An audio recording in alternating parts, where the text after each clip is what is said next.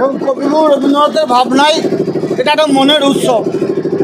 বসন্তের আগমনের সঙ্গে সঙ্গে মানুষের মনের মধ্যে একটা উদ্দীপনা সৃষ্টি হয়।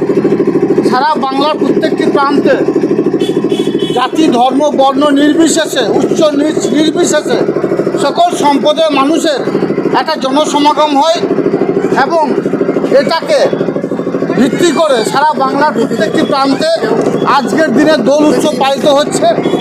এটাই স্বাভাবিক, এটাই বাংলার কৃষ্টি, এটাই বাংলার কালচার। বিরোধীরা বিভিন্নভাবে একটা ইয়ে করছে যে 11টার মধ্যে তারা দোল উৎসব শেষ করতে হবে, এই নিয়ে কি বলবেন?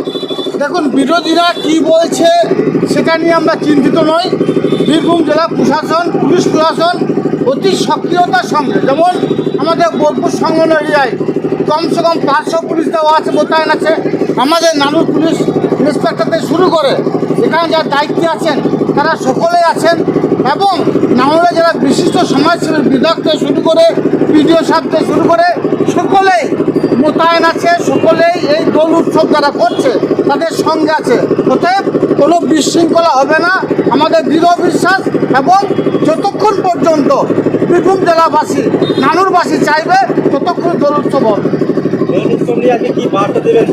দোল উৎসব নিয়ে এটাই বার্তা দেবো, বীরভূম জেলা পরিষদ সবসময়ের জন্য বীরভূম জেলাবাসীর পাশে ছিল, আছে, আগামী দিনও থাকবে।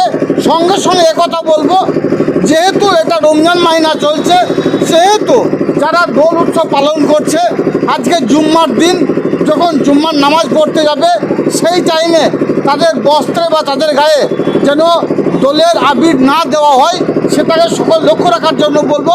তার কারণ এটাকে নিয়ে একটা উন্মাদনা সৃষ্টি হয়েছে সারা বাংলা জুড়ে।